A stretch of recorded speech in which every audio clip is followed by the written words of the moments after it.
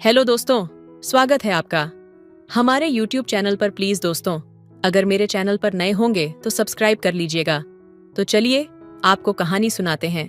एक दिन घर में कोई नहीं था और मैं अपनी गर्लफ्रेंड से बातें कर रहा था।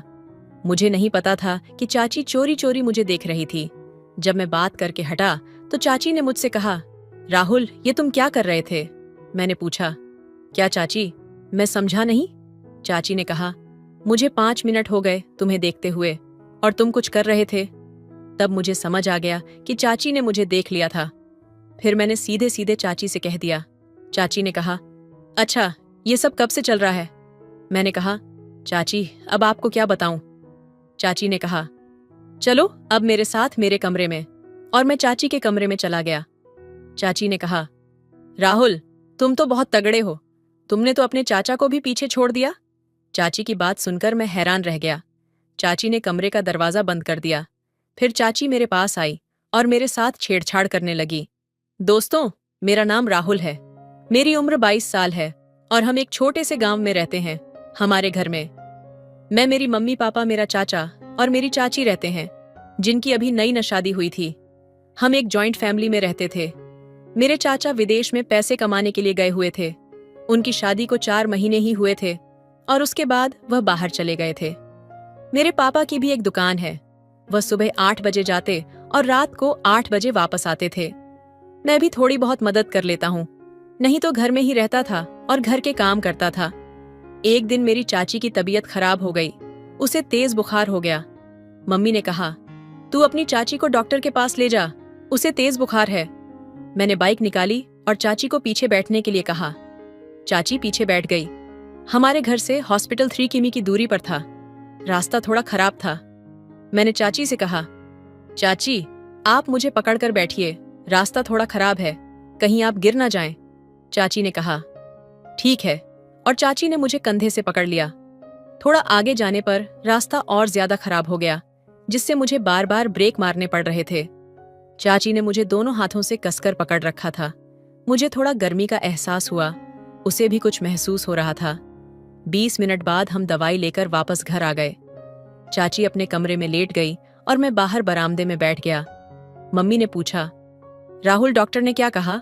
मैंने कहा, मम्मी डॉक्टर ने कहा कि कुछ खास नहीं है, बस बुखार थोड़ा ज्यादा है और उसने दवाई दी है, कहा कि ये खा लो, आराम आ जाएगा।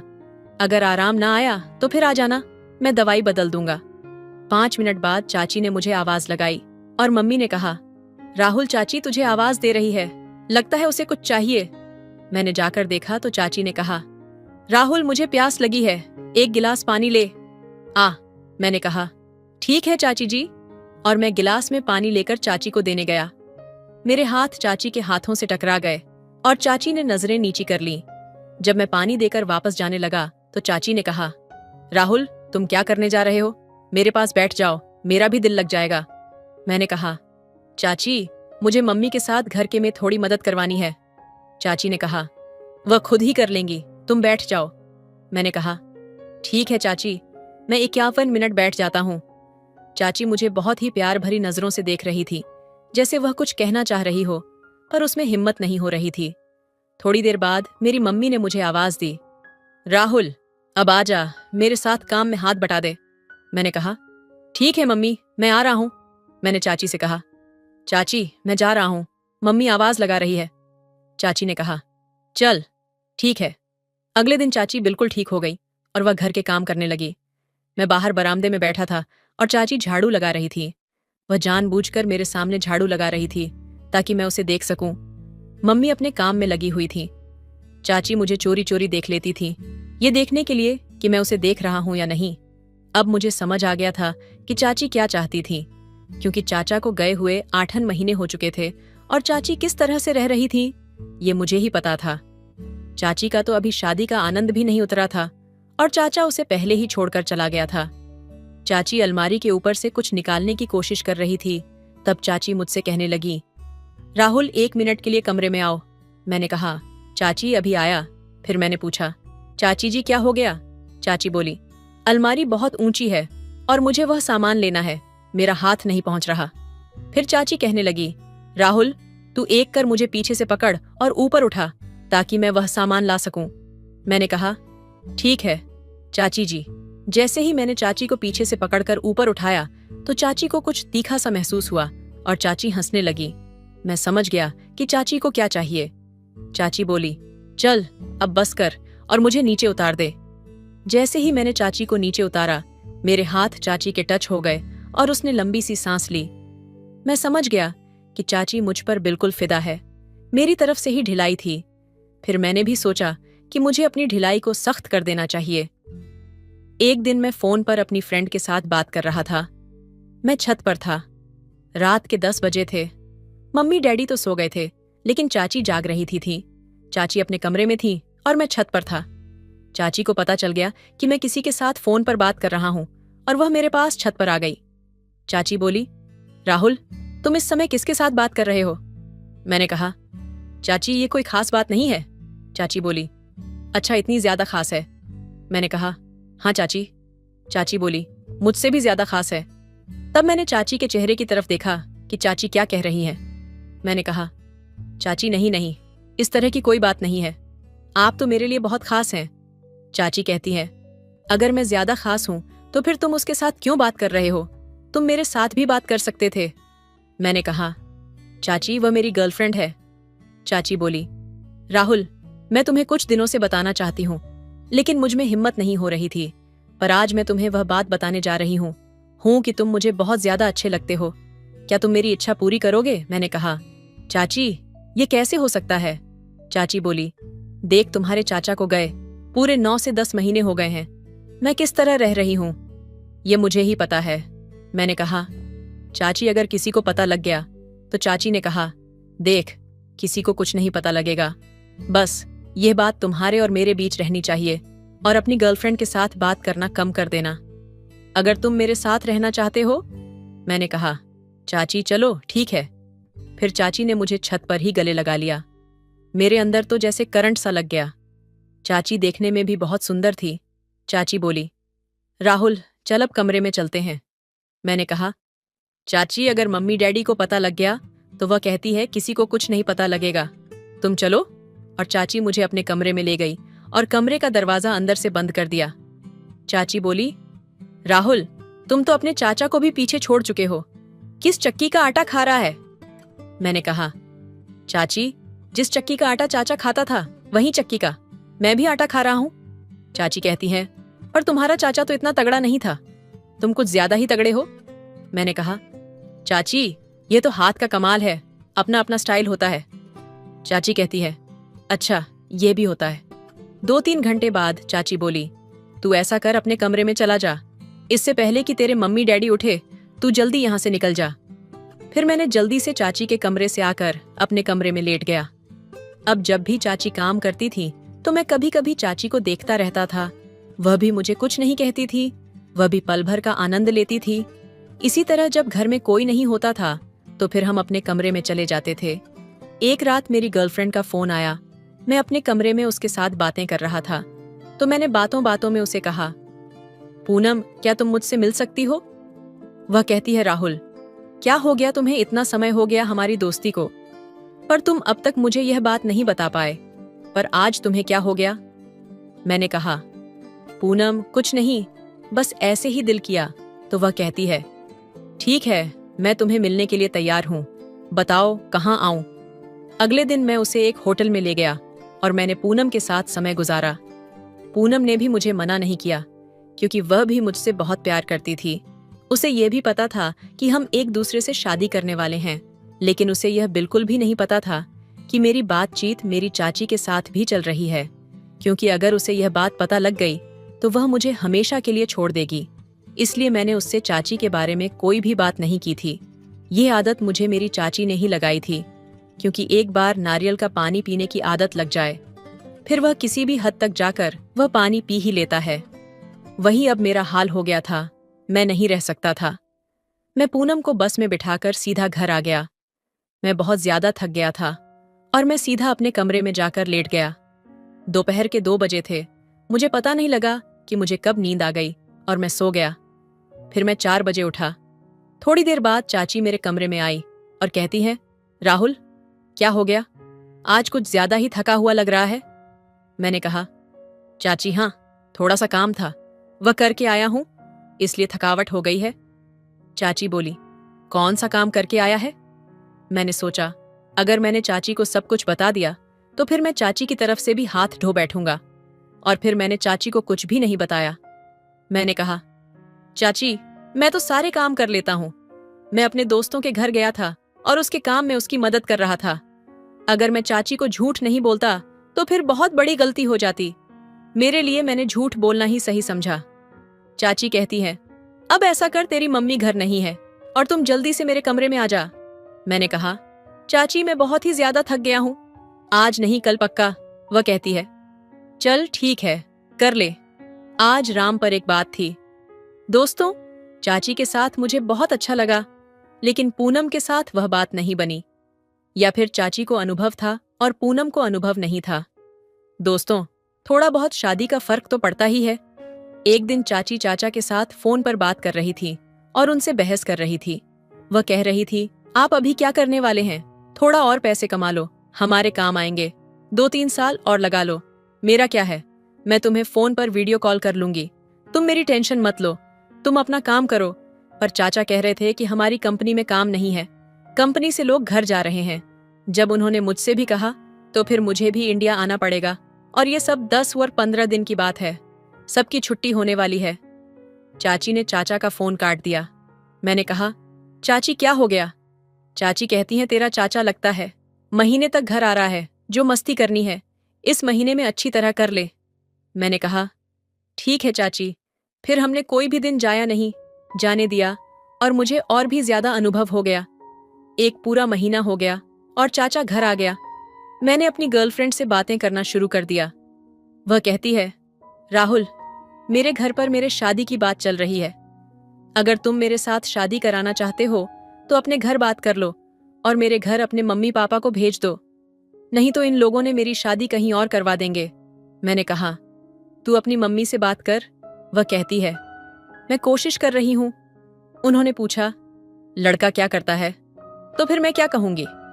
मैंने कहा, तू कह देना कि लड़का एल्यूमिनियम का काम करता है। वह कहती है, चल ठीक है, मैं बात करके देखती हूँ। थोड़ी देर बाद उसका फोन आया। वह बोली, मम्मी को मैंने मना लिया है, मम्मी को अब पापा से बात करनी है, देखते हैं कि पापा क्या कहते हैं। रात को जब उसके पापा घर आए तो उसकी मम्मी ने बात की और पूनम के पापा भी झट मान गए। उसने मुझे फोन करके बताया कि मेरे मम्मी पापा मान गए हैं, तुम अपने मम्मी पापा को मना के मेरे घर भेज दो। मैंने कहा, चल ठीक है। फिर 1 महीने के अंदर हमारी शादी हो गई। अब चाचा भी यही रहकर काम कर रहे थे, और अब हमारी इस बात का ना तो चाचा को पता था और ना ही मेरी पत्नी पूनम को। हमने इस बात पर बिल्कुल ही मिट्टी डाल दी थी। अब मैं अपनी पत्नी के साथ खुश हूं और चाचा अपनी पत्नी के साथ खुश है। हमने अब कभी भी इस बारे में कोई बात नहीं की। अब हमारी शादी को 3 साल हो चुके थे। मैं और पूनम एक दूसरे के साथ बेहद खुश थे। हमारी जिंदगी में सब कुछ सही चल रहा था। इसी बीच पूनम ने एक दिन खुशी खुशी मुझे यह खबर दी कि वह मां बनने वाली है। यह सुनकर मेरी खुशी का ठिकाना नहीं रहा। चाचा और उनकी पत्नी भी इस खबर से बहुत खुश हुए। घर में एक नई ऊर्जा और उत्साह आ गया था। चाचा का मेरे साथ व्यवहार अब एक बड़े भाई जैसा हो गया था। हम दोनों के बीच का रिश्ता पहले से ज्यादा मजबूत हो चुका था। कुछ महीनों बाद हमारे घर एक प्यारी सी बेटी ने जन्म लिया। हमने उसका नाम आर्या रखा। वह पूरे घर की जान बन गई थी। चाचा और उनकी पत्नी उसे अपनी बेटी की तरह प्यार करते थे। इस बीच मैंने और चाचा ने अपने काम को और आगे बढ़ाने का फैसला किया। अब हम दोनों ने मिलकर एक नया बिजनेस शुरू किया और उसमें हमें काफी सफलता मिली। एक दिन चाचा ने अचानक मुझसे कहा, देखो, जो भी हुआ वह बीता हुआ कल है। अब जो हमारे पास है वही हमारी असली खुशी है। मैं उनकी बात समझ गया। हम दोनों ने तय किया कि चाहे जो भी हो, अब हम अपने परिवार की खुशी को सबसे ऊपर रखेंगे। आज भी हमारी जिंदगी में कोई कमी नहीं है। मेरी और पूनम की शादीशुदा जिंदगी बहुत अच्छी चल रही है और चाचा चाची भी खुश हैं। बीते हुए पलों को हमने पीछे छोड़ दिया क्योंकि हमने समझ लिया था कि जिंदगी आगे बढ़ने का नाम है। समय अपनी गति से चलता रहा। मेरी बेटी आर्या अब 5 साल की हो चुकी थी। उसकी मासूमियत और हंसी ने हमारे घर को खुशियों से भर दिया था। पूनम और मैं अपनी छोटी सी दुनिया में बेहद खुश थे। चाचा और चाची भी अपने काम और जीवन में स्थिर हो चुके थे। एक दिन आर्या मेरे पास आकर बोली, पापा, चाचा क्यों मुझसे इतने प्यार करते हैं? क्या मैं उनकी बेटी जैसी लगती हूँ? उसकी भोली बातें सुनकर मेरे दिल में कुछ हलचल हुई। मैंने उसे गले लगाते हुए कहा, हाँ बेटा, तुम सिर्फ हमारी नहीं, पूरे परिवार की खुशी हो। लेकिन उस रात मैं सो नहीं पाया। आर्या के सवाल ने मेरे दिल के किसी कोने को छू लिया था। मैंने कभी सोचा भी नहीं था कि बीते हुए पल मेरी जिंदगी में किसी दिन दोबारा दस्तक देंगे। कुछ दिन बाद मैं और चाचा रात के वक्त छत पर बैठे थे। आसमान तारों से भरा था और माहौल में एक अजीब सी शांति थी। मैंने हिम्मत जुटाकर कहा, चाचा, क्या आपको कभी उन पुराने दिनों की याद आती है? चाचा ने थोड़ी देर चुप रहकर जवाब दिया, यादें तो आती हैं, पर उन्हें वापस बुलाने की हिम्मत कभी नहीं की। जो बीत गया वह हमारे सबक थे। मैंने उनकी तरफ देखा। उनकी आंखों में कुछ ऐसा था जिसे मैं समझ नहीं पा रहा था। शायद पछतावा, शायद सुकून। हमने उस वक्त जो फैसला लिया वह सही था ना? मैंने पूछा। चाचा ने हल्की मुस्कान के साथ कहा, सही और गलत हालात पर निर्भर करते हैं। जो आज हमारे पास है वही हमारी सबसे बड़ी जीत है। हमें उसे संभाल कर रखना चाहिए। उनके शब्दों ने मुझे हल्का कर दिया। हमने एक दूसरे की तरफ देखा और महसूस किया कि हमारे बीच का हर दर्द अब पीछे छूट चुका है। कुछ हफ्ते बाद पूनम ने सुझाव दिया कि हमें एक फैमिली गेट टुगेदर करना चाहिए। मैंने भी इस बात को सहर्ष मान लिया। सभी रिश्तेदारों को बुलाया गया और घर में रौनक लौट आई। उस दिन पूनम ने मुझे एक कोने में बुलाकर कहा, तुम्हारे चाचा और तुम्हारे बीच का रिश्ता मैं समझती हूँ। मैंने कभी कुछ कहा नहीं, लेकिन मैंने हमेशा देखा कि तुम दोनों के बीच कुछ ऐसा है जो शब्दों से परे है। उसकी बात सुनकर मैं सन्न रह गया। तुम्हें सब पता है? मैंने धीमे से पूछा। हाँ, उसने मुस्कुराते हुए कहा, लेकिन मैं जानती हूं कि जो कुछ भी हुआ वह हमारी खुशियों की बुनियाद बन गया। उस रात मैं पूनम के साथ बैठा था और आर्या हमारे साथ खेल रही थी। मैंने महसूस किया कि जिंदगी की असली खूबसूरती इसी में है, भूलने और माफ करने में। अब हमारा परिवार सिर्फ घर नहीं, एक ऐसा आश्रय बन चुका था जहां हर रिश्ता मजबूत था। मैं, पूनम, चाचा, चाची और आर्या, हम सब ने अपने हिस्से का दर्द और खुशी बांटकर जिंदगी को पूरी तरह से जीना सीख लिया था। आर्या अपनी तस्वीरें लेकर आई और हमें दिखाने लगी। पापा, जब मैं बड़ी हो जाऊंगी तो सबके लिए कुछ बड़ा करूंगी, जैसे आप और चाचा ने किया। उसकी बातों में भविष्य की उम्मीद थी। हमने उसे गले लगाते हुए कहा, तुम हमारी सबसे बड़ी खुशी हो और तुम्हारे साथ हमारा हर दिन नया है। हम सब ने मिलकर अपने अतीत को एक खूबसूरत सबक के तौर पर अपनाया और अपने वर्तमान को पूरी तरह से जिया, क्योंकि अंत में जिंदगी वही है जो हम उसे बनाते हैं। प्रेम, माफी और 7 सर्दियों की रात थी। कमरे में हल्की रोशनी और पूनम की आवाज का जादू माहौल को और दिलकश बना रहा था। आर्या सो चुकी थी और मैं पूनम के साथ चाय की प्याली लेकर बैठा था। खिड़की से झांकते चांद की रोशनी उसके चेहरे पर गिर रही थी। क्या सोच रहे हो? पूनम ने पूछा। उसकी आवाज में वह नरमी थी जो हर बार मुझे उसे और करीब खींच लाती थी। बस तुम्हारे बारे में, मैंने मुस्कुराकर कहा। वह शर्मा गई, लेकिन आंखें मेरी तरफ झुकी रहीं। मैंने महसूस किया कि शादी के इतने सालों बाद भी वह वैसी ही थी, मासूम, अपने प्यार में खो देने वाली। मैंने धीरे से उसका हाथ थामा। उसकी उंगलियों की सिहरन ने मुझे उस पहली मुलाकात की याद दिला दी जब मैंने उससे अपने दिल की बात कही थी। पूनम, मैंने हल्की आवाज में कहा, तुम्हें पता है, मैं हर दिन तुम्हारे साथ प्यार में और गहरा डूबता जाता हूं। और मैं, उसने मुस्कुराकर कहा, मैंने तो तुम्हें पहली बार देखने के बाद ही अपना दिल दे दिया था। उसकी ये बात सुनकर मैंने उसे अपनी बाहों में खींच लिया। हमारी आंखें मिलीं और ऐसा लगा जैसे वक्त वहीं थम गया हो। मैंने उसकी आंखों में वह गहराई देखी जो मुझे हर बार उसके और करीब ले आती थी। तुम्हें पता है, पूनम ने धीरे से कहा, मैंने तुम्हारे और चाचा के बीच कुछ अनकही बातें हमेशा महसूस की हैं। मैंने कभी पूछने की हिम्मत नहीं की, लेकिन मैं जानती हूं कि उन बातों ने तुम्हें बहुत तोड़ा होगा। मैंने उसकी बात सुनकर एक पल को ठहर कर उसे देखा। पूनम, वो बातें अब बहुत पुरानी हो चुकी हैं। लेकिन मैं यह मानता हूं कि तुमने मेरे जीवन को एक नई रोशनी दी है। तुम्हारे बिना मैं कभी आगे नहीं बढ़ पाता। पूनम ने मेरी ओर झुकते हुए कहा, हम सबकी अपनी परछाइयां होती हैं, लेकिन सच ये है कि जब कोई तुम्हें पूरी तरह समझ लेता है तो वह हर दर्द को मिटा सकता है। उसकी बात सुनकर मैंने उसे अपनी ओर खींचा और कहा, तुम्हारा प्यार ही मेरी जिंदगी का सबसे बड़ा सच है। हम दोनों धीरे धीरे पास आ गए। सर्द हवा ने खिड़की पर दस्तक दी, लेकिन कमरे के अंदर बस हमारे दिलों की धड़कन सुनाई दे रही थी। पूनम ने अपनी उंगलियों से मेरे चेहरे को छुआ और मैं उसकी आंखों में डूबता चला गया। तुम्हारे बिना मेरी दुनिया अधूरी है, मैंने कहा, और तुम्हारे बिना मेरी सांसें, उसने धीरे से जवाब दिया। उस रात हम दोनों ने अपने रिश्ते की गहराई को फिर से महसूस किया। यह सिर्फ दो शरीरों का नहीं, बल्कि दो आत्माओं का मिलन था। अगली सुबह जब सूरज की पहली किरण खिड़की से अंदर आई तो मैंने देखा कि पूनम मेरे पास सोई हुई थी। उसका चेहरा शांत और मासूम था।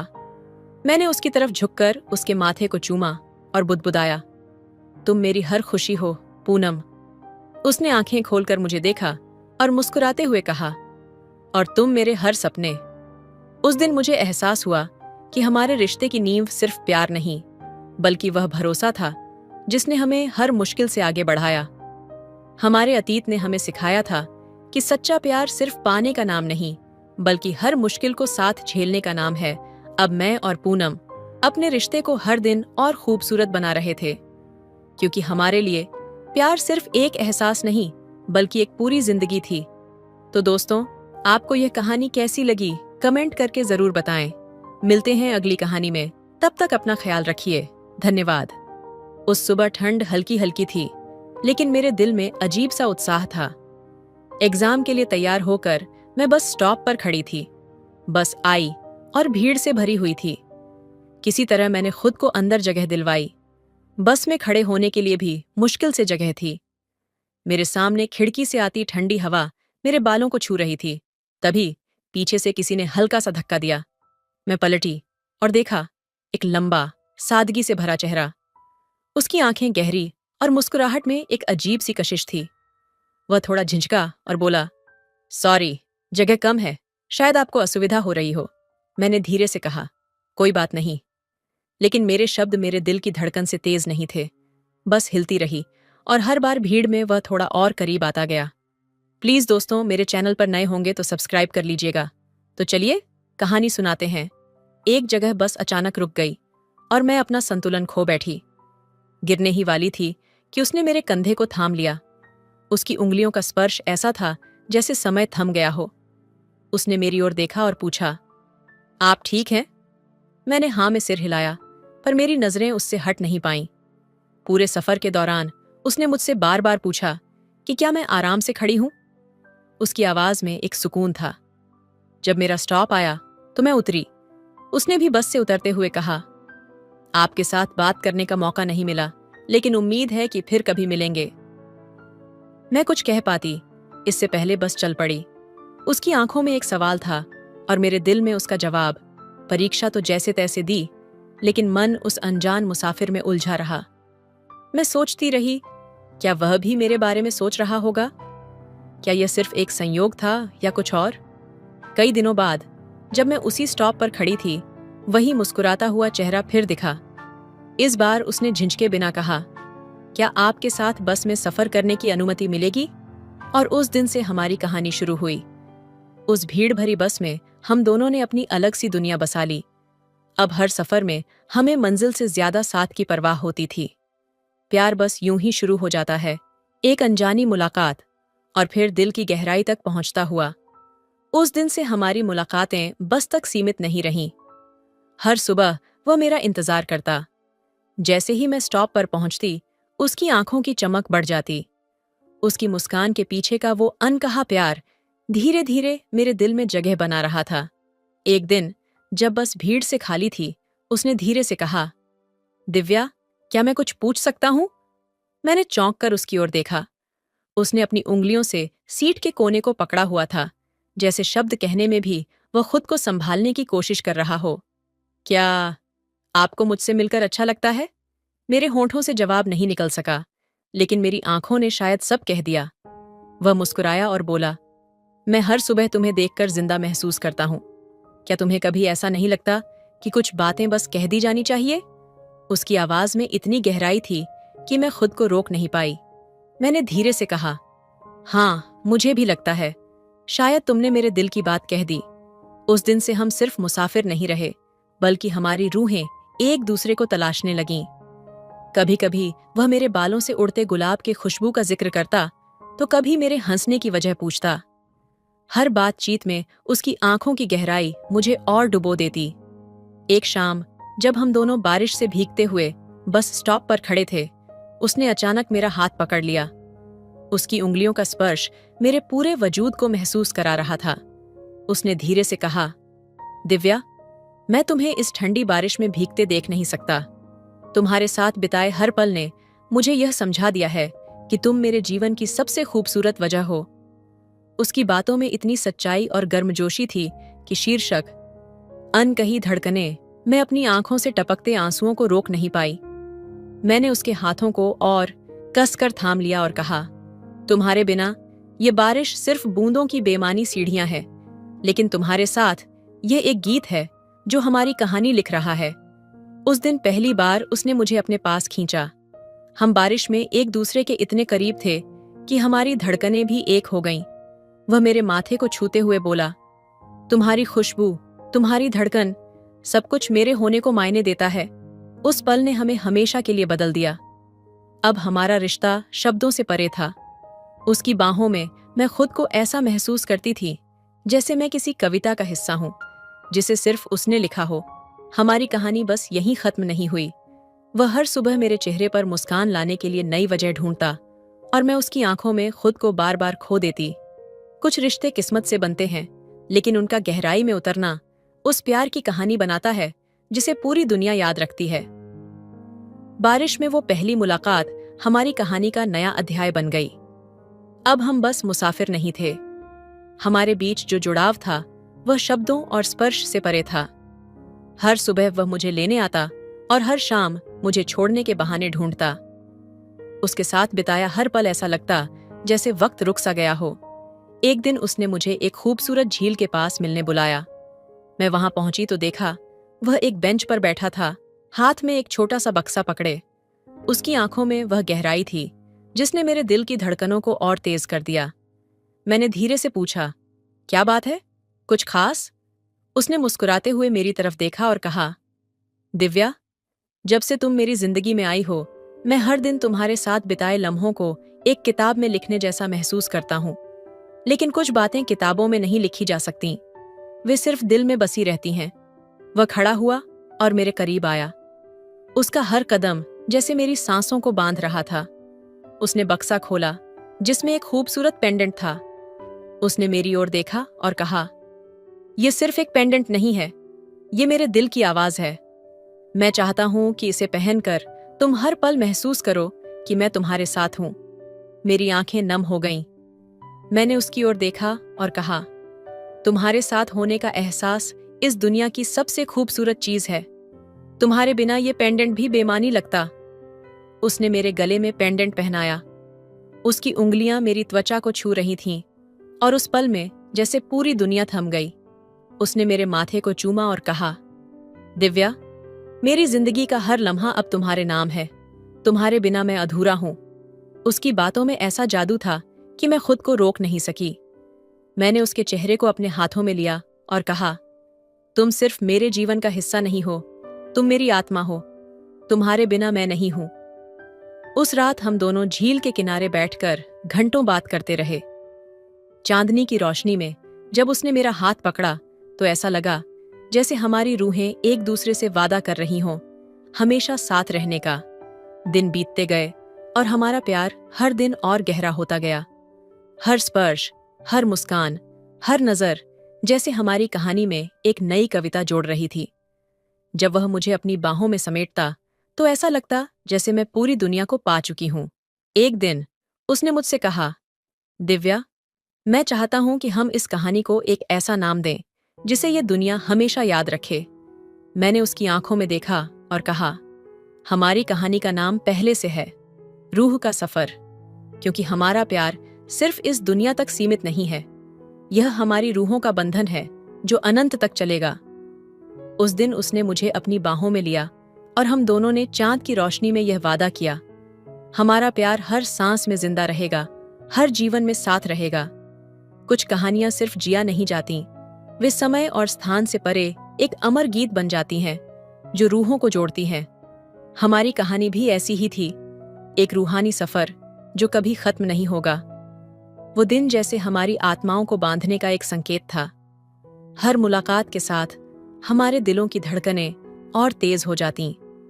हमारी बातें अब शब्दों से परे हो चुकी थीं। कभी उसकी आंखों की गहराई में मैं खुद को खो देती, तो कभी उसकी बाहों के गर्म एहसास में मैं खुद को पूरा महसूस करती। एक शाम उसने मुझे शहर से दूर एक पहाड़ी पर बुलाया। जब मैं वहां पहुंची तो चारों तरफ सितारों जैसी जगमगाती लाइटें थीं और बीच में एक छोटी सी टेबल। उसने मेरे लिए खाना बनाया था। उसकी यह कोशिश मेरे दिल को और छू गई। मैंने मुस्कुराते हुए कहा, तुम्हारी इन कोशिशों की कोई जरूरत नहीं थी। उसने जवाब दिया, दिव्या, जब तुम मेरे पास होती हो तो मैं अपनी पूरी दुनिया तुम्हारे कदमों में रख देना चाहता हूं। तुम सिर्फ मेरी प्रेमिका नहीं हो, तुम मेरी रूह हो। हमने खाना खाया और फिर आसमान के नीचे बैठे। उसकी उंगलियां मेरी उंगलियों से उलझी हुई थीं। उस पल उसने मेरी ओर देखा और धीरे से कहा, दिव्या, मैंने तुम्हारे बिना जिंदगी की कल्पना भी नहीं की, लेकिन एक सवाल मुझे हमेशा सताता है, क्या तुम सच में हमेशा मेरे साथ रहोगी? उसकी आंखों में एक डर था। मैंने उसका हाथ पकड़ा और कहा, तुम्हारे बिना मेरी जिंदगी अधूरी है। मैं हमेशा तुम्हारे साथ रहूंगी, तुम्हारे हर सुख दुख में, तुम्हारी हर सांस में। उसने मेरी ओर झुककर धीरे से कहा, मैं चाहता हूं कि इस रात को हमारी रूहों का मिलन कहा जाए। मैं चाहता हूं कि तुम मेरे इतने करीब आ जाओ कि हम दोनों के बीच कोई फासला न बचे। उसकी आवाज में एक अजीब सी गर्मजोशी थी। उसने मुझे अपने पास खींचा और उस पल में जैसे पूरी दुनिया गायब हो गई। उसका स्पर्श मेरे दिल को सुकून दे रहा था। उसके होंठों का एहसास मेरे हर दर्द को मिटा रहा था। उस रात आसमान गवाह था, चांदनी हमारी गवाही दे रही थी। हम दोनों ने अपनी रूहों को एक दूसरे में समेट लिया। हमारे बीच सिर्फ प्यार नहीं, बल्कि एक ऐसा बंधन था जो शब्दों से परे था। सुबह जब सूरज की पहली किरण ने हमें छुआ, उसने मेरे माथे को चूमते हुए कहा, अब मैं पूरा हूं। तुमने मुझे मेरी आत्मा वापस दी है। उस दिन से हमारा रिश्ता और गहरा हो गया। हर दिन, हर रात वह मेरे करीब आता गया। उसने मुझे समझाया कि प्यार सिर्फ स्पर्श नहीं, बल्कि वह एहसास है जो आपकी आत्मा को छू लेता है। हमारी कहानी अब एक अमर प्रेम गाथा बन चुकी थी। हमने सिर्फ एक दूसरे को नहीं, बल्कि अपनी रूहों को पाया था। हमारा प्यार अब किसी शब्द या परिभाषा का मोहताज नहीं था। कुछ प्रेम कहानियां सिर्फ दिलों को जोड़ने के लिए नहीं होती, वे रूहों को मिलाने के लिए होती हैं। और हमारा प्यार एक रूहानी गीत था जो कभी खत्म नहीं होगा। उस पहाड़ी पर बिताई वह रात हमारे जीवन की सबसे गहरी और मधुर स्मृति बन गई। वह दिन और वह रात अब हमारे बीच के हर पल का आधार थी। हम हर रोज एक दूसरे के और करीब आ रहे थे, जैसे दो नदियां सागर में मिलकर अपनी पहचान खो देती हैं। एक शाम उसने मुझे एक बगीचे में बुलाया। चारों तरफ गुलाब खिले थे और बीच में एक छोटी सी झील थी। उसकी सजावट को देखकर लगा जैसे उसने हर फूल मेरे लिए चुना हो। वहां एक पुराना तोता पिंजरे में बैठा था जो हमें ध्यान से देख रहा था। जैसे ही मैं पास पहुंची, उसने एक गीत गाना शुरू किया। तोते की आवाज में ऐसा लगा जैसे वह हमारी कहानी सुना रहा हो। मैंने हंसते हुए उससे पूछा, यह सब क्यों? वह मुस्कुराया और मेरी आंखों में देखते हुए बोला, तोता सिर्फ देख रहा है, गा रहा है, लेकिन मैं चाहता हूं कि तुम समझो, यह सब इसलिए है क्योंकि हर पल तुम्हारे साथ मैं अपने दिल के हर हिस्से को तुम्हारे नाम करता हूं। उसने धीरे से मेरा हाथ पकड़ा और मुझे झील के पास ले गया। पानी में चांद की परछाई झलक रही थीं। उसने मेरे बालों में उलझे गुलाब की पंखुड़ी को छुआ और कहा, दिव्या, तुम्हारे बिना यह चांद भी अधूरा लगता है। तुम मेरी दुनिया हो और मैं चाहता हूं कि तुम्हें हर पल इस बात का एहसास हो। उसकी उंगलियां मेरे गालों को छू रही थीं। उसकी गर्म सांसें मेरे चेहरे पर पड़ रही थीं। मैं अपनी धड़कनों को काबू में नहीं रख सकी। उसने मुझे अपने करीब खींचा और हमारे बीच की दूरी मिट गई। उस पल उसकी बाहों में ऐसा लगा जैसे मैं एक खूबसूरत गीत का हिस्सा बन गई हूं। उसने धीरे से कहा, दिव्या, मैं चाहता हूं कि यह रात कभी खत्म न हो। तुम्हारा हर स्पर्श, तुम्हारी हर मुस्कान मेरे जीवन की सबसे कीमती चीज है। मैंने उसकी आंखों में देखा और कहा, तुम्हारे बिना मेरी हर खुशी अधूरी है। जब तुम मुझे देखते हो तो ऐसा लगता है कि मैं इस दुनिया की सबसे खुशनसीब इंसान हूं।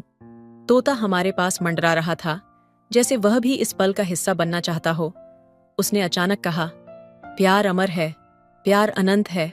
हम दोनों उसकी तरफ देखकर हंसने लगे। उसने मेरी ओर झुककर मेरे होंठों को छुआ। वह स्पर्श ऐसा था जैसे हमारी आत्माओं का मिलन हो रहा हो। उस रात चांद, तारे और वह गीत हमारी प्रेम कहानी का हिस्सा बन गए।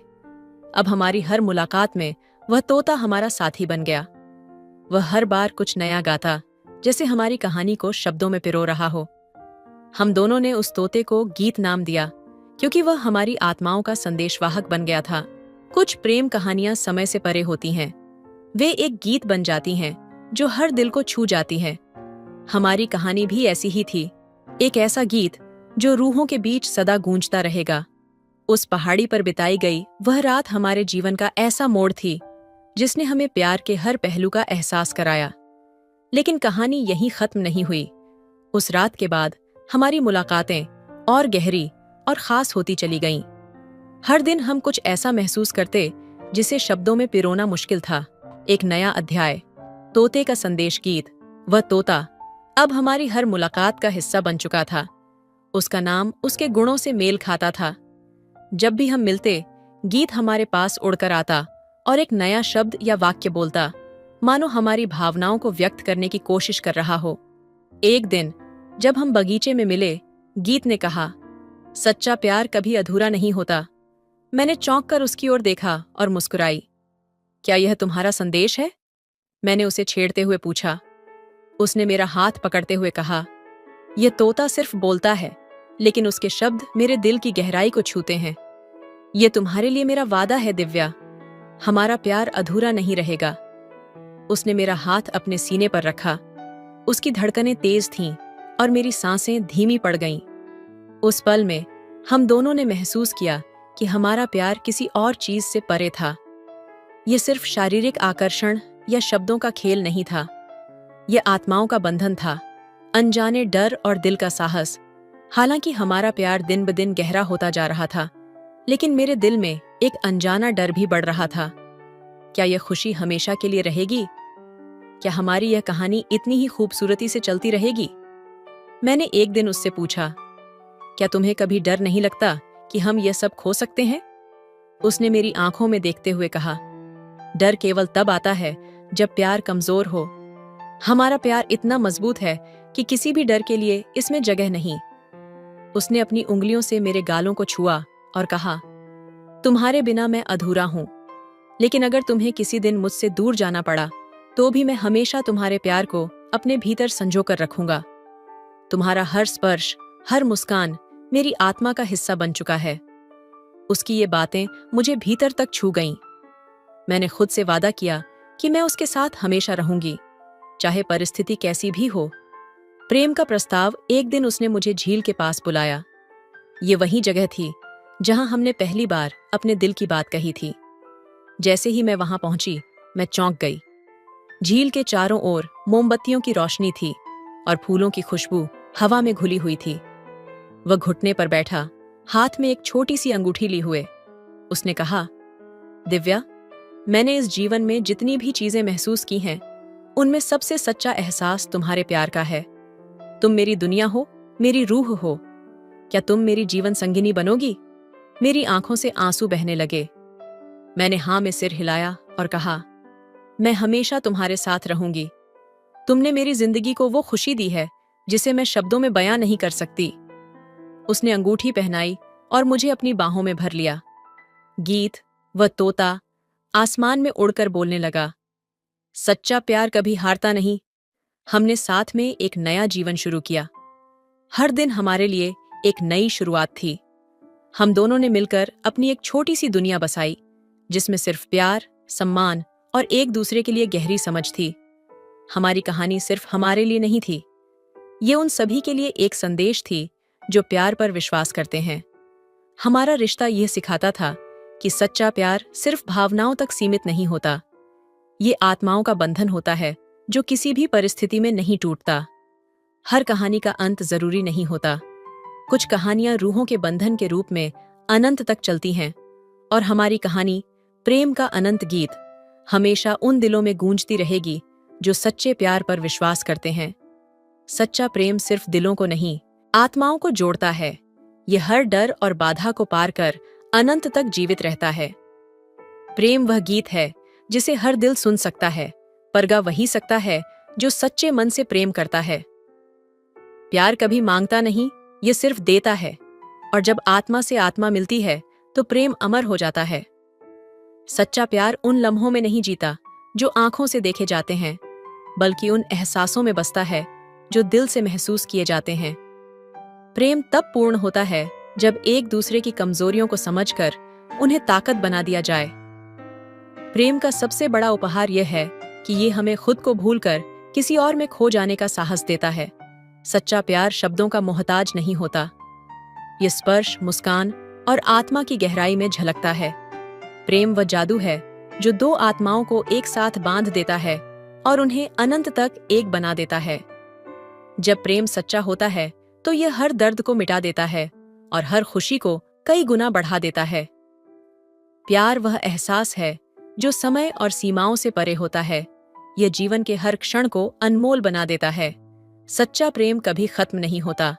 यह आत्माओं का वह रिश्ता है जो समय के बंधनों को पार कर अनंत तक चलता है। तो दोस्तों, आपको यह कहानी कैसी लगी? कमेंट करके जरूर बताएं। मिलते हैं अगली कहानी में, तब तक अपना ख्याल रखिए। धन्यवाद। हेलो दोस्तों, स्वागत है आपका हमारे YouTube चैनल पर। दोस्तों, आज की कहानी बहुत ही अच्छी है। प्लीज दोस्तों, कहानी को लास्ट तक सुनिएगा। यदि मेरे चैनल पर पहली बार आए होंगे तो प्लीज मेरे चैनल को भी सब्सक्राइब कर लीजिएगा। तो चलिए जल्दी से कहानी सुनाते हैं आपको। रात के 3 बजे का सन्नाटा, अस्पताल के गलियारे गहरी शांति में डूबे थे। दूर कहीं से मॉनिटर की बीप और मरीजों की धीमी कराहने की आवाजें सुनाई दे रही थीं। अंधेरा मानो सब कुछ निगलने को तैयार था। स्नेहा, जो एक अनुभवी और समर्पित नर्स थी, नाइट ड्यूटी पर थी। अपने जीवन के हर कोने में दर्द और खालीपन लिए वह अपने काम में लीन रहती, जैसे दूसरों की जिंदगी संवार कर अपनी अधूरी जिंदगी को भरने की कोशिश करती हो। उस रात अचानक इमरजेंसी वार्ड में शोर हुआ। कुछ लोग बदहवास हालत में एक युवक को स्ट्रेचर पर लेकर आए। उनकी आवाज कांप रही थी। डॉक्टर को बुलाइए, जल्दी कीजिए, ये सांस नहीं ले पा रहा। स्नेहा ने बिना एक पल गंवाए स्ट्रेचर के पास जाकर मुआयना किया। युवक का चेहरा पीला पड़ चुका था, होंठ नीले हो गए थे और उसकी सांसें टूट रही थीं। वह समझ गई कि स्थिति गंभीर है। अपने अनुभव और संवेदनशीलता के साथ उसने फौरन इंजेक्शन तैयार किया। स्नेहा युवक की ओर झुकी, उसकी मासूमियत से भरी लेकिन दर्द में डूबी आंखें मानो उसे कहीं गहरे अंदर तक छू गईं। लड़ाई जिंदगी और मौत की थी। वह अपने हर कदम को तसल्ली से लेकिन तेजी से उठा रही थी। कुछ घंटों बाद युवक ने धीरे धीरे आंखें खोलीं। उसकी भूरी आंखें जैसे किसी गहरे सवाल में डूबी हुई थीं। पहली नजर उसने स्नेहा पर डाली। वह कुछ बोलने की कोशिश कर रहा था, लेकिन आवाज धीमी थी। स्नेहा ने मुस्कुराते हुए कहा, कैसा लग रहा है तुम्हें? युवक की आवाज कांप रही थी, लेकिन उसमें आभार की एक गहराई थी। आपने मुझे बचा लिया। स्नेहा ठहरकर उसके चेहरे को देखती रही। वह सिर्फ एक मरीज नहीं था, उसकी आंखों में कुछ ऐसा था जो स्नेहा को उसकी अपनी अधूरी कहानी की याद दिला रहा था। समय के साथ युवक का स्वास्थ्य सुधरने लगा। जब भी स्नेहा उसके इलाज के लिए आती, उसकी नजरें स्नेहा की आंखों से हटती ही नहीं थीं। स्नेहा भी यह महसूस कर रही थी कि इस युवक की मासूमियत और आभार ने उसके दिल के किसी कोने को हल्का सा छुआ है। हर बार जब वह कमरे से बाहर निकलती, उसे लगता जैसे उसने किसी अपने से बिछड़ने का दर्द महसूस किया हो। कहानी यहाँ खत्म नहीं हुई थी, ये सिर्फ एक शुरुआत थी। 2 अधूरी जिंदगियां जो एक हादसे के जरिए एक दूसरे से मिली थीं, शायद किसी अंजाम की तरफ बढ़ रही थीं। स्नेहा की जिंदगी का वह नया दिन जैसे किसी पुराने दर्द को मिटा देने का वादा लेकर आया था। युवक, जिसका नाम आदित्य था, अब पहले से काफी बेहतर था। उसकी आंखों में गहरी बेचैनी थी, लेकिन उनमें एक चमक भी थी जो हर बार स्नेहा को देखकर और गहरी हो जाती। आदित्य धीरे धीरे अपनी हालत के बारे में स्नेहा को बताने लगा। एक हादसे में वह अपने परिवार को खो चुका था और वह अकेला रह गया था। उसकी बातों में दर्द ऐसा था जिसे सुनकर स्नेहा का दिल पिघलने लगा। वह जानती थी कि यह दर्द कुछ ऐसा ही है जैसा उसने अपने पति को खोने के बाद महसूस किया था।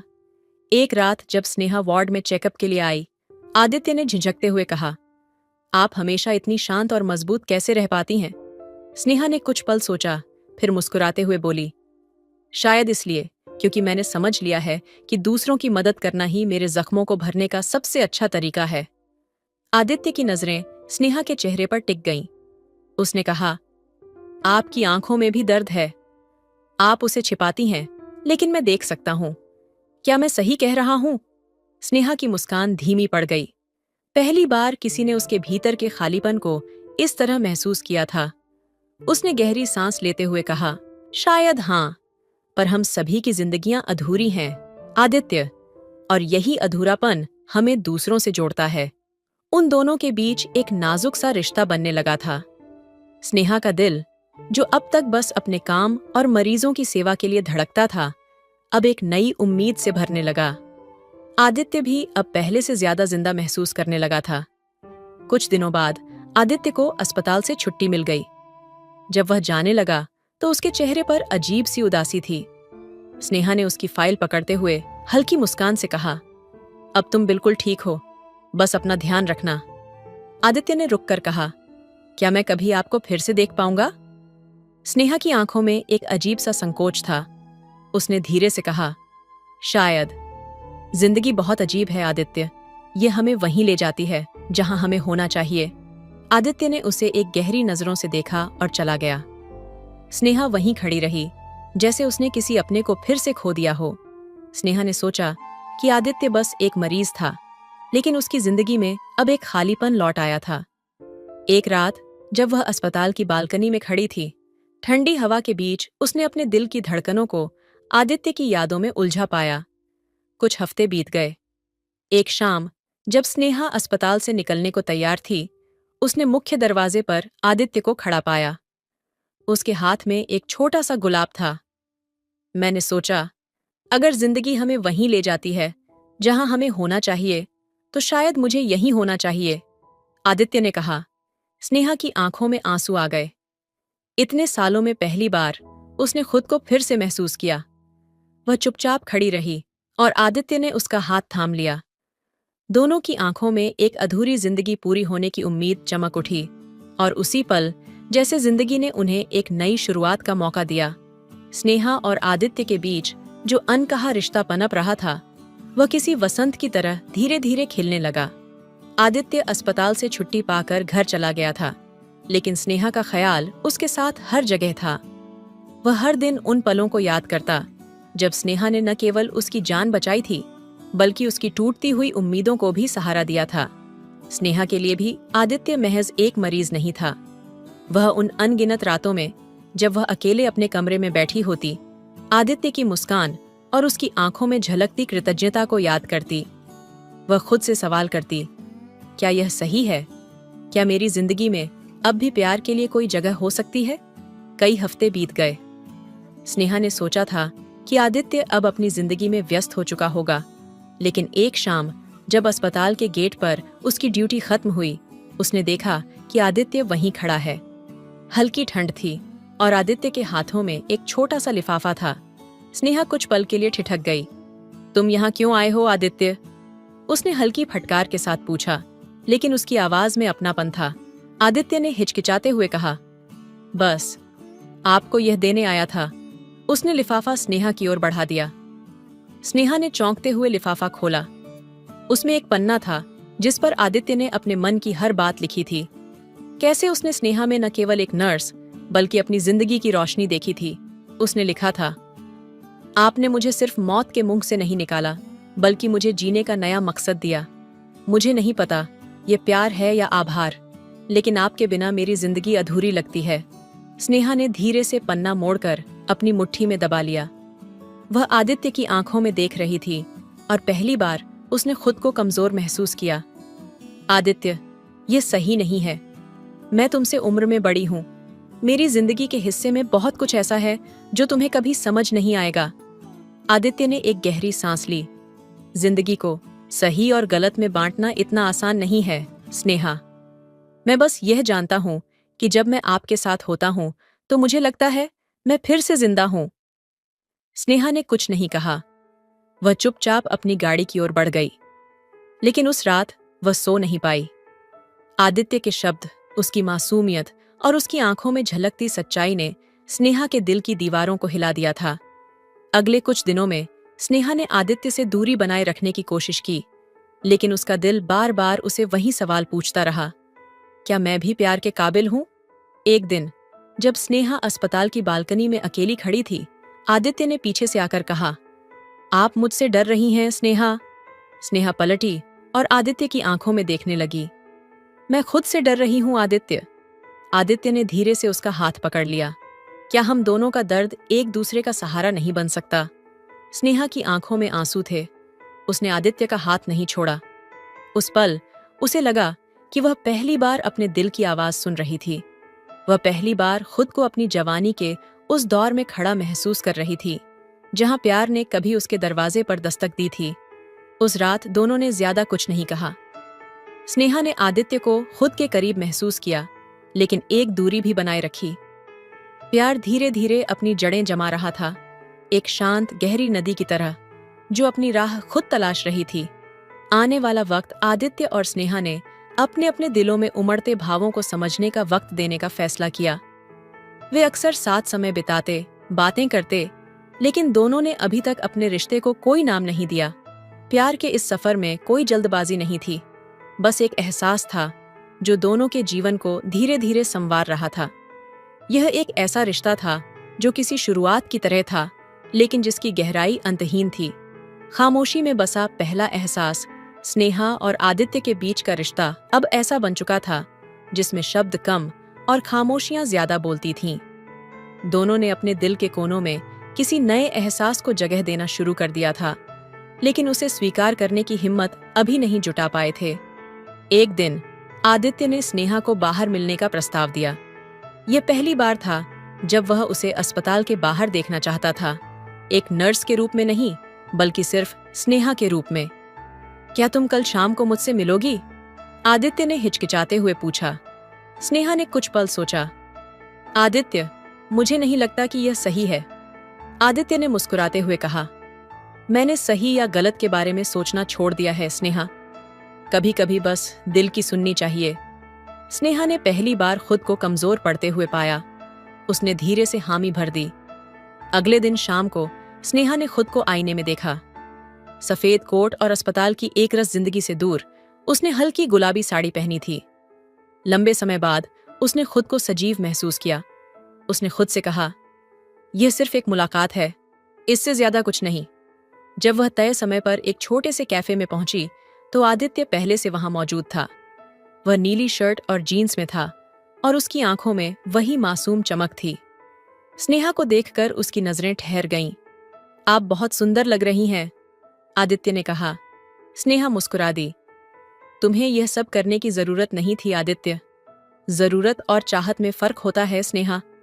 मुझे आपकी जिंदगी का एक हिस्सा बनना अच्छा लगता है। दोनों ने कैफे के एक कोने में बैठकर बातें करनी शुरू की। आदित्य ने अपनी जिंदगी के वो हिस्से साझा किए जिन्हें उसने अब तक किसी से नहीं कहा था। अपना बचपन, अपने सपने और वह अकेलापन जिसने उसे तोड़ दिया था।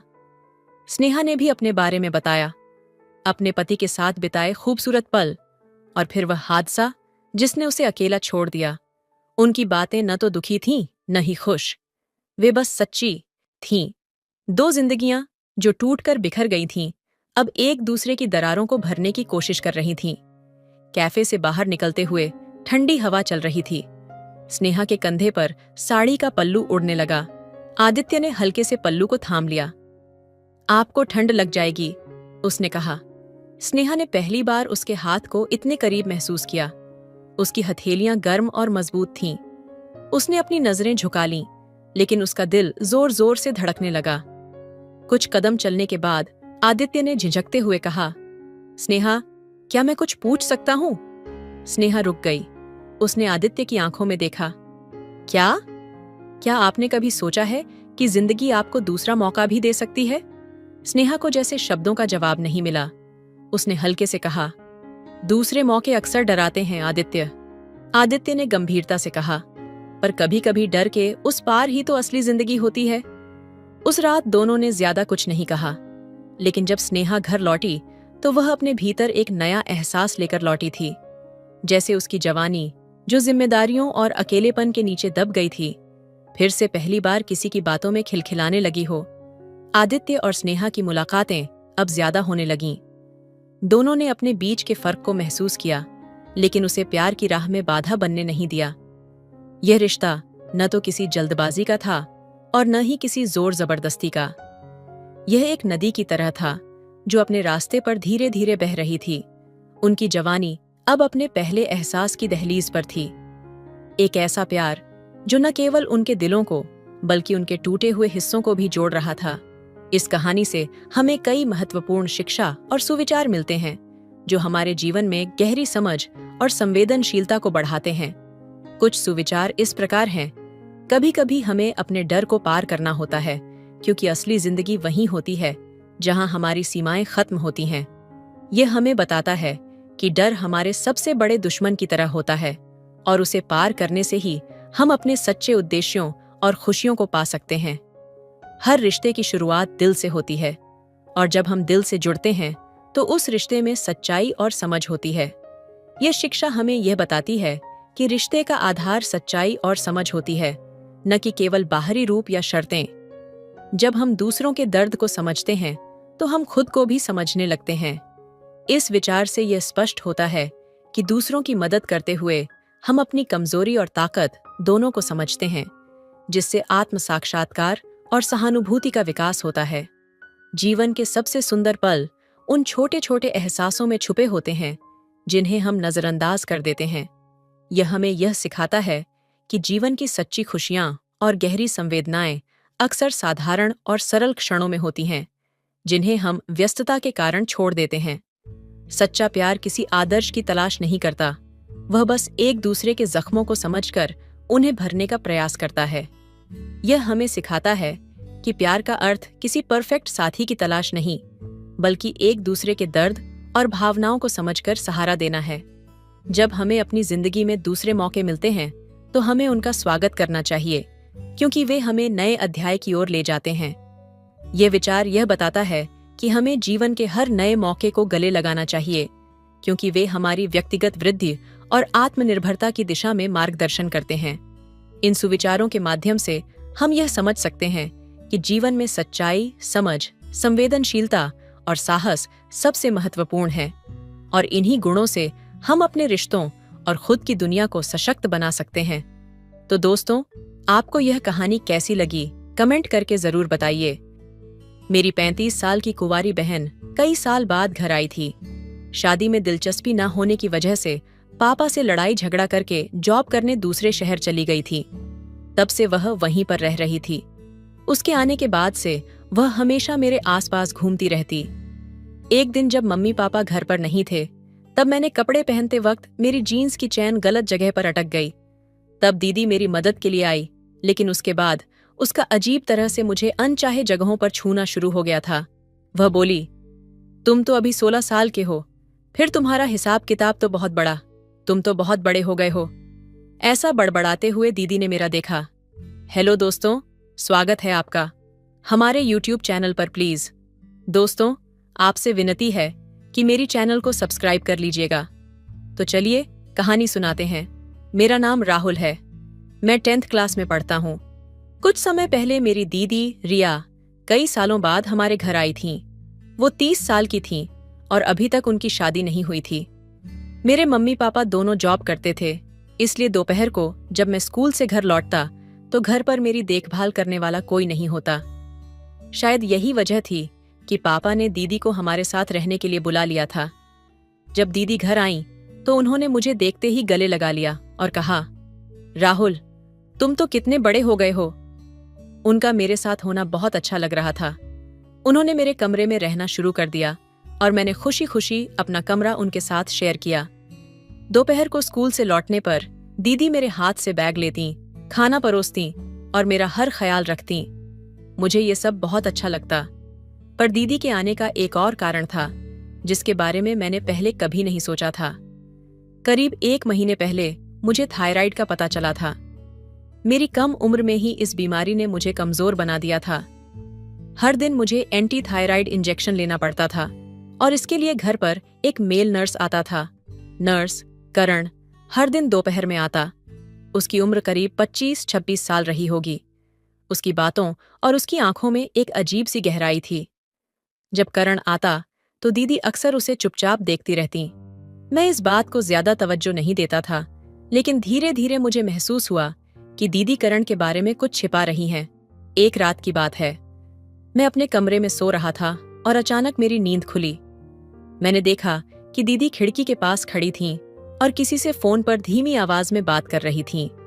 उनके चेहरे पर चिंता और बेचैनी साफ नजर आ रही थी। मैंने उनकी बातें सुनने की कोशिश की, लेकिन वह धीरे से बोली, "ये बात राहुल को नहीं पता चलनी चाहिए।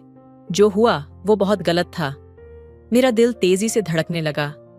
मैंने करवट बदलकर सोने का नाटक किया, लेकिन अब मेरे मन में सवालों का तूफान उठ चुका था।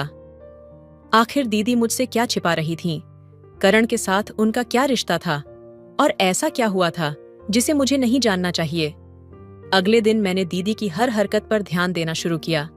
करण जब आया तो दीदी की नजरें उससे मिलने के बजाय झुक गईं। और उस दिन करण के जाने के बाद मैंने दीदी के कमरे में एक कागज का टुकड़ा पाया। उस पर सिर्फ एक ही लाइन लिखी थी, "सच बाहर आ गया तो सब खत्म हो जाएगा।" अब यह सिर्फ एक कागज का टुकड़ा नहीं था, ये मेरी जिंदगी में एक ऐसे राज का दरवाजा खोलने वाला था जिसे जानने के बाद सब कुछ बदल सकता था। आखिर दीदी और करण का क्या सच था?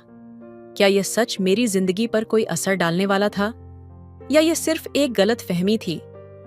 कमरे से बाहर निकलते ही मैंने देखा कि घर के हॉल में हल्की सी रोशनी जल रही थी। मैं धीमे कदमों से उस ओर बढ़ा। मेरी सांसें तेज हो रही थीं और हर कदम के साथ मेरा दिल जोरों से धड़कने लगा। जब मैंने हॉल में झांका तो दीदी वहां खिड़की के पास खड़ी थीं। वह किसी चीज को देख रही थीं, लेकिन उनका चेहरा तनावग्रस्त और गंभीर था। उनके हाथ में एक डायरी थी जो शायद उन्होंने हमारे स्टडी रूम से उठाई थी। मैंने धीमे से उनसे पूछा, "दीदी, इतनी रात गए आप यहाँ क्या कर रही हैं?" मेरी आवाज सुनते ही वह चौंक गईं और जल्दी से डायरी को पीछे छुपाने की कोशिश करने लगीं। उनके चेहरे पर एक डर और झिझक साफ झलक रही थी। मैंने आगे बढ़कर पूछा, "आपके पास ये डायरी क्यों है? और आप इतनी परेशान क्यों दिख रही हैं?" उन्होंने थोड़ा रुककर कहा, "कुछ नहीं, बस नींद नहीं आ रही थी तो यहाँ आ गई। तुम जाओ और सो जाओ।" लेकिन उनके शब्दों से ज्यादा उनके हाव भाव बोल रहे थे। मुझे समझ आ गया था कि कुछ गड़बड़ है। मैंने हिम्मत जुटाकर कहा, "दीदी, अगर कुछ परेशानी है तो आप मुझसे कह सकती हैं। मैंने आपकी रातों के अजीब व्यवहार को भी नोटिस किया है। कृपया मुझे सच बताइए।" उन्होंने मेरी ओर देखा और उनकी आंखों में आंसू भर आए। थोड़ी देर चुप रहने के बाद उन्होंने कहा, "यह सच है कि मैं ठीक नहीं हूं, लेकिन मैं तुम्हें कुछ बताने से डर रही हूं।" मैंने उनका हाथ पकड़ा और कहा, "आप मुझ पर भरोसा कर सकती हैं।" कुछ देर बाद उन्होंने धीरे धीरे अपनी बात शुरू की। उन्होंने बताया कि वह पिछले कुछ समय से किसी मानसिक तनाव से जूझ रही थीं। उन पर एक भारी दबाव था जो वह किसी से साझा नहीं कर पा रही थीं। उनका रातों का व्यवहार इसी मानसिक स्थिति का नतीजा था। उन्होंने कहा, "यह डायरी हमारी माँ की है। इसमें उनकी पुरानी बातें लिखी हैं जो मुझे परेशान कर रही हैं। माँ ने अपने संघर्ष और दुखों के बारे में लिखा है जो शायद मैं कभी समझ नहीं पाई। अब वह बातें मुझे डराने लगी हैं।" मैंने उनकी बातों को ध्यान से सुना और महसूस किया कि दीदी को मेरी मदद की जरूरत है। मैंने उनसे वादा किया कि हम इस समस्या का समाधान मिलकर ढूंढेंगे। चारों ओर नजर दौड़ाई तो दीदी को मम्मी पापा के कमरे के बाहर खड़ा पाया। वो हल्के से दरवाजे की ओर झांक रही थीं। मैं सोच में पड़ गया, वो ऐसा क्यों कर रही हैं? मन में सवाल उठने लगा। मैंने उनके पास जाने की सोची, लेकिन तभी वो पलटकर मेरे कमरे की ओर आ गईं। अगर मुझे देख लेती तो शायद उन्हें लगता कि मैं उनका पीछा कर रहा हूं। इसलिए मैं चुपचाप अपनी जगह लौट आया और सोने का नाटक करने लगा। थोड़ी देर बाद दीदी भी कमरे में आई।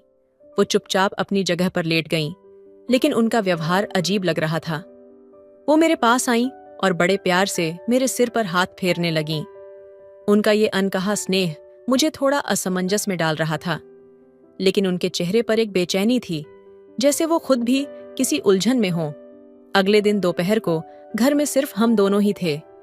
दीदी मुझे पढ़ाई करा रही थीं। मैंने उनकी खूबसूरती की तारीफ करते हुए सहजता से पूछा, दीदी, तुम इतनी सुंदर हो, फिर भी तुम्हारी शादी क्यों नहीं हुई?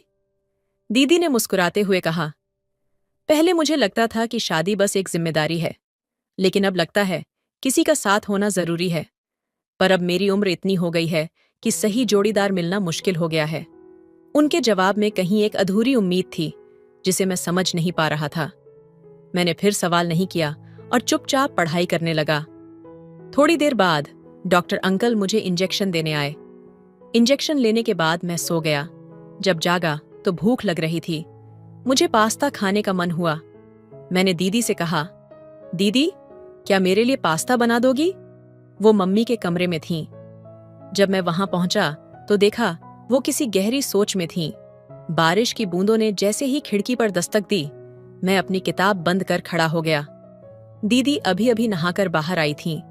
उनके गीले बाल और हल्के गुलाबी गाउन ने कमरे को एक अलग सी महक और चमक से भर दिया। वह अपने आप को शीशे में देखकर मुस्कुरा रही थीं, जैसे वह कोई पुरानी यादों में खो गई हों। मैं बाहर खड़ा सोच रहा था कि वह इतने ध्यान से क्या देख रही हैं।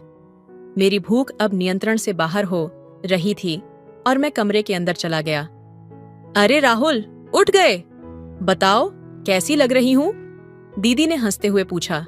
मैंने मुस्कुराकर कहा, दीदी, आप तो हमेशा अच्छी लगती हैं, लेकिन मुझे भूख लगी है। क्या आप पास्ता बना सकती हैं? दीदी ने हंसते हुए मेरे गाल पर हल्की सी थपकी दी। तुम्हें तो हमेशा खाना ही चाहिए।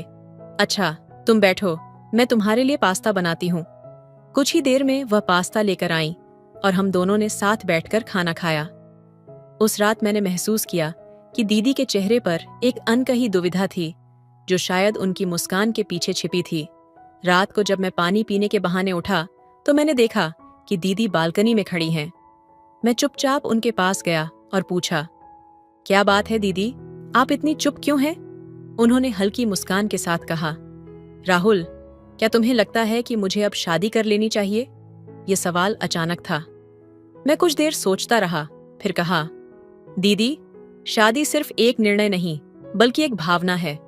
जब आपको लगे कि आपका साथी आपके जीवन को और बेहतर बना सकता है, तब वही सही समय होगा। दीदी ने मेरी बात ध्यान से सुनी और उनकी आंखों में एक अलग सी चमक थी। वह मुस्कुराई और कहा, तुम बड़े हो गए हो राहुल, शायद अब तुम समझने लगे हो। उस पल में मुझे महसूस हुआ कि रिश्तों का मतलब केवल सामाजिक परंपराएं नहीं, बल्कि आपसी समझ और भावनात्मक जुड़ाव है। उस रात हमने बहुत सारी बातें की और एक दूसरे को और बेहतर समझा। राहुल के लिए उसका घर हमेशा एक सुरक्षित जगह थी, लेकिन एक दिन उसने एक ऐसी चीज देखी जिसे वह कभी नहीं भूल पाया। वह कमरे में अकेला था और अचानक मम्मी पापा के बीच एक बेहद प्यारी बातचीत ने उसे यह सोचने पर मजबूर कर दिया कि प्यार क्या होता है। उसने देखा कि मम्मी पापा एक दूसरे के करीब थे और यह प्यार का एहसास उसे गहरे से छू गया। लेकिन उस दिन के बाद कुछ बदलने लगा। राहुल की बड़ी बहन दीदी ने अचानक अपने कपड़े बदले और खुद को ज्यादा सजी धजी हुआ महसूस करने लगी। वह जानता था कि दीदी के मन में कुछ अलग था और उसे महसूस हुआ कि अब दीदी को खुद से ज्यादा समझने की जरूरत थी। कुछ दिन बाद राहुल ने एक दिन दीदी से पूछा, क्या तुम्हें भी किसी के साथ अपना जीवन बिताने की इच्छा होती है? दीदी ने उसकी बात को महसूस किया और उसकी आंखों में आंसू थे। वह धीरे से बोली, तुम्हारी समझदारी ने मुझे चौंका दिया राहुल। मैं सोच रही थी कि तुम छोटे हो, लेकिन अब समझ आई कि तुम बहुत बड़े हो गए हो।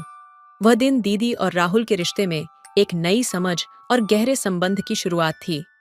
दीदी ने राहुल को बहुत ही समझदारी से सिखाया कि प्यार केवल शारीरिक संबंध नहीं होता, बल्कि यह एक गहरी भावना होती है जिसे सिर्फ समझने और महसूस करने की जरूरत होती है।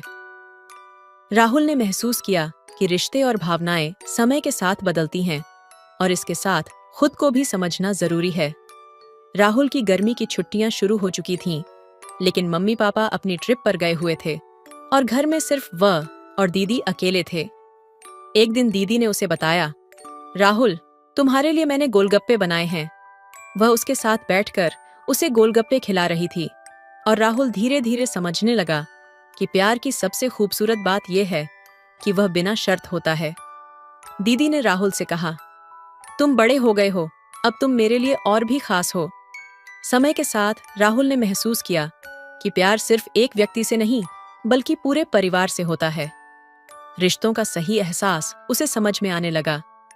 लेकिन फिर एक दिन राहुल अचानक बीमार हो गया और उसे अस्पताल में भर्ती करवा लिया गया। डॉक्टरों ने बताया कि उसे एक मानसिक स्थिति का सामना करना पड़ा है, जिसमें उसने अपनी कल्पनाओं में एक अलग दुनिया बनाई। यह उसके अंदर चल रहे तनाव और भावनाओं का परिणाम था, क्योंकि वह कभी भी खुद से अपने परिवार के साथ पर्याप्त समय नहीं बिता पाया था। जब राहुल आईसीयू से बाहर आया तो मम्मी पापा ने उसे और उसकी भावनाओं को समझने की पूरी कोशिश की। दीदी भी उसके पास आई और माफी मांगी। वह बोली, राहुल, मैं तुम्हारी देखभाल करना चाहती थी, लेकिन कभी अपनी दुनिया में खो गई। तुम्हारी वजह से ही मुझे सही रास्ता मिला। इस घटना के बाद राहुल और उसके परिवार ने यह समझा कि एक स्वस्थ और प्यार भरा रिश्ता केवल तब बनता है जब हम एक दूसरे से बात करते हैं, समय बिताते हैं और एक दूसरे के भावनाओं को समझते हैं। प्यार सिर्फ प्रेमी प्रेमिका के बीच का नहीं होता, ये परिवार के हर सदस्य के बीच भी होता है। संदेश: रिश्ते समय और समझदारी से मजबूत होते हैं। बच्चों को प्यार और ध्यान देना न केवल उनका मानसिक और भावनात्मक विकास करता है, बल्कि यह परिवार के हर सदस्य को एक दूसरे से जुड़ने का एक नया तरीका भी देता है। बिल्कुल, बच्चों को सच्चे प्यार और ध्यान की जरूरत होती है ताकि वे आत्मविश्वास और समर्पण के साथ बड़े हों। जब परिवार में प्यार और समर्थन का माहौल होता है तो बच्चों में सुरक्षित और स्थिर होने का एहसास होता है। यही नहीं, यह रिश्तों में समझदारी और आपसी विश्वास को भी मजबूत करता है, जिससे परिवार के सदस्य एक दूसरे के करीब आते हैं और एक दूसरे के साथ खुशहाल जीवन जीते हैं। इस प्रकार परिवार का हर सदस्य अपनी भूमिका निभाता है, चाहे वह माता पिता हों या बच्चे। रिश्तों में सामंजस्य बनाए रखने के लिए एक दूसरे के विचारों, भावनाओं और जरूरतों को समझना बेहद जरूरी होता है। जब हर सदस्य दूसरे की स्थिति को समझने की कोशिश करता है तो यह न केवल रिश्तों को मजबूत करता है, बल्कि परिवार के भीतर एक गहरी और स्थायी समझ भी बनती है। जब परिवार के सदस्य एक दूसरे की भावनाओं का सम्मान करते हैं और खुले दिल से संवाद करते हैं तो यह उन्हें मानसिक रूप से सशक्त बनाता है। बच्चों को यह सिखाना कि वे अपने विचार और भावनाएं स्वतंत्र रूप से व्यक्त कर सकते हैं, एक ऐसा वातावरण उत्पन्न करता है जहां वे आत्मनिर्भर और जिम्मेदार बनते हैं। यही वह समय होता है जब परिवार के रिश्ते और भी मजबूत हो जाते हैं, क्योंकि हर कोई एक दूसरे की मदद करने को तैयार रहता है। इसके साथ ही परिवार के साथ बिताए गए समय का महत्व भी बढ़ता है। छोटे छोटे पल जैसे एक साथ खाना खाना, खेल खेलना या बस बातों में समय बिताना रिश्तों को और गहरा बनाता है। ये छोटे छोटे पल परिवार के बीच एक मजबूत बंधन की तरह काम करते हैं, जो कठिन समय में भी एक दूसरे को सहारा देने का जरिया बनते हैं। जब परिवार में प्यार, समझदारी और समय की कीमत होती है तो कोई भी बाहरी चुनौती उसे कमजोर नहीं कर सकती। इस तरह से परिवार का हर सदस्य अपने जीवन की हर दिशा में समृद्ध होता है और रिश्ते भी लगातार और मजबूती से आगे बढ़ते हैं। तो दोस्तों, आपको यह कहानी कैसी लगी कमेंट करके जरूर बताएं। मिलते हैं अगली कहानी में। तब तक अपना ख्याल रखिए। धन्यवाद।